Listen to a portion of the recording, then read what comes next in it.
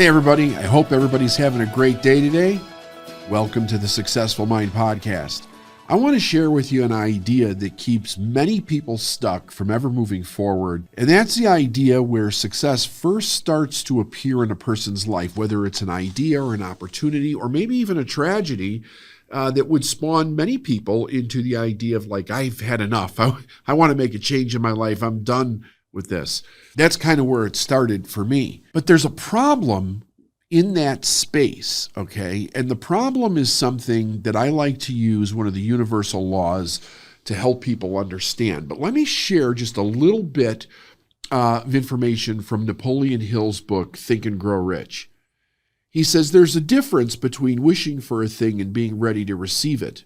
No one is ready for a thing until he believes that he can acquire it. The state of mind must be belief, not mere hope or wish. He says open-mindedness is essential for belief, and closed minds do not inspire faith, courage, and belief. Remember, no more effort is required to aim high in life, to demand abundance and prosperity, than is required to accept misery and poverty.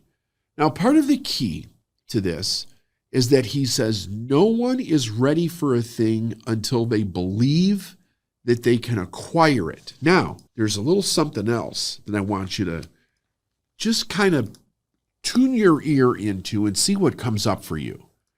He says one of the main weaknesses of mankind is the average man's familiarity with the word impossible. He knows all the rules which will not work. He knows all the things which cannot be done. This book was written for those who seek the rules which have made others successful and are willing to stake everything on those rules. He says, success comes to those who become success conscious.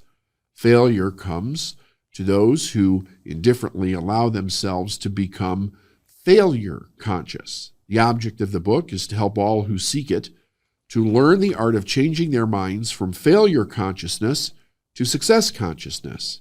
Another weakness found in altogether too many people is the habit of measuring everything and everyone by their own impressions and beliefs. Some who will read this will believe that no one can think and grow rich. Now this book, Think and Grow Rich, is a classic. I mean, it's been around for probably close to 100 years now. And the ideas have made countless numbers of people, millions of people, multimillionaires all over the world. It's a great gem that Napoleon Hill left to us that continues to teach and inspire and help people change the belief to get the things that they want to be, do, and have in life.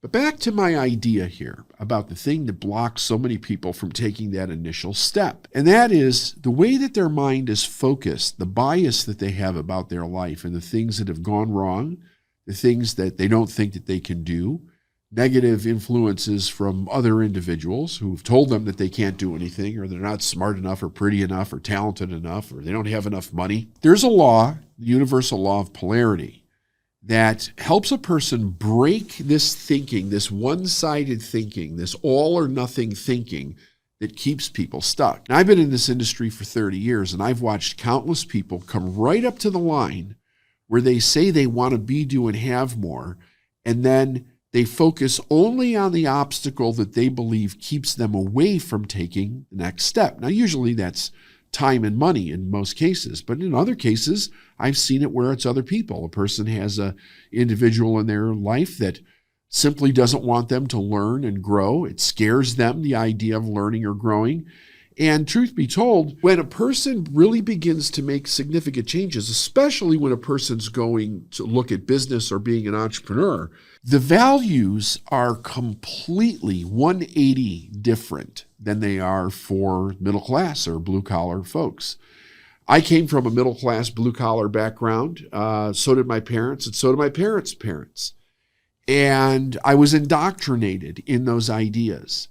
And they're not necessarily bad ideas. Many people live a very good life with those ideas, but the underlying influence in those ideas is to be safe. Don't take risks. Toe the line type of a thing. Follow the authority. From this day forward, start playing with this law in your everyday life. realize that when you notice something, the opposite of that thing is always true at the same time. If you notice something bad, tell yourself, even though I might not be able to see it in the moment, there's also something good about this. If you notice something good, even though you may not be able to see it, tell yourself there's also something bad about this, because that's the truth. The opposite always exists with everything in every situation, with every problem that there is. Also with every question, right? You can't have a question without an answer. You can't have a problem without a solution. You can't have a need for something without the thing that you need being there at the same time. But business owners and people that are entrepreneurs, and many other people in life also, they have actually trained themselves to be able to see the opportunities that they need. Now, the question is, how do they do that? Does it come from just focusing on one side? Well, maybe, but also it comes from the idea of looking at something holistically and being able to see the truth in something. See, if I hold up this pen and I just cover one side and all my focus is on, say, the negative side of the pen, if there was such a thing, then that would become my reality for the time being.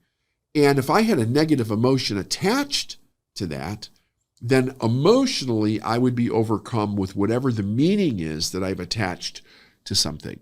So let's look at that for a moment. When you look at something in life that's beautiful, it's not the thing that's beautiful, it's the meaning that you've attached to the thing that actually makes it beautiful. Everything just is. It doesn't matter what it is, because human beings give meaning to everything, meaning that we can interpret, that we can think by, that we can make decisions of, that determine whether we're in joy or whether we're in misery. It also determines whether we're in poverty or we're in abundance, because it affects everything.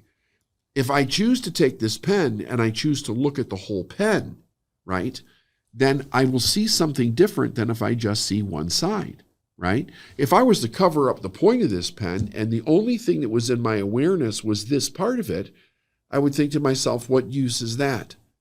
What am I going to do with that? There's nothing to do with that. That's plastic with something inside of it.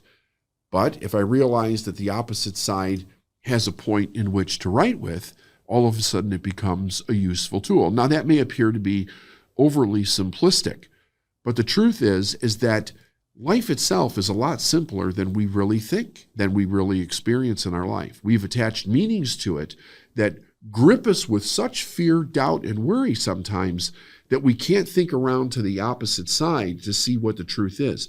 But when we look at something in a holistic way, we'll begin to detach emotionally and go, look, everything just is. Whatever I'm experiencing is what I determine I'm going to make out of this experience. That means if I'm going to attach a meaning to something, that's going to be the experience that I have with this thing. Think about something that could happen in a person's life that's horrific, right? Maybe they lose somebody. Maybe they lose their business or money, or somebody passes away, and they're hyper-focused on the pain of that event.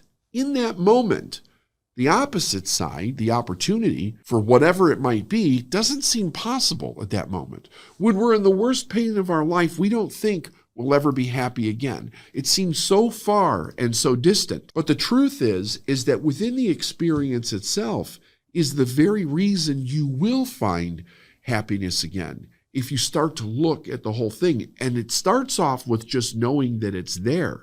You don't have to know what it is. You don't have to know how you're going to get there. You don't know what you're going to need to cause to go over to the other side. But if you repeatedly tell yourself the truth, yes, I'm in a miserable situation right now, but there's also happiness that will come out of it. I don't need to know it yet. I just need to know it's there. I believe that's the belief that Napoleon Hill was talking about, because that belief allows us to move out of the situation that we have with the optimism that there's something on the other side, because there's always something on the other side. In every tragedy, there's some light. In every darkness, there's some light, right? And in every human being is a desire that will move them out of whatever situation they're in into a beautiful new future if they will allow themselves to think that way. The sad part is that too many people get completely trapped in the idea that they can't be, do, or have what they want in life. The perfect place to start is where you are right now. You don't have to go anywhere else. You don't have to do anything else. Right now, you can start where you are. You might think, but I don't have anything to start with. Ask yourself this question. What do you want? Now, I've talked about this many times, and so have many other people. We could sit down and try to think of all these grandiose goals that we want for ourselves, and there's a time and a place for that. But if you're finding yourself stuck, and maybe you're already relatively successful, maybe you've been building a business for years, and all of a sudden, things are coming to a sticking point. You can't seem to get out. The first problem to understand is that you're only looking at one side of something, right? It's all or nothing thinking. You're making the problems too big. You're making the risks too big. You're making the outcomes too big. What exists on the other side of that? Would you allow yourself to be a little bit more fluid in the way that you're actually looking at things? As you go through your life, realize that everything that you experience has an opposite side. And your experience will be the meaning that you give to it. That's your great power, to be able to give something meaning, to interpret things the way that you want to interpret them, to be able to move through your life the way that you want to do it, and create everything in your life that you truly desire.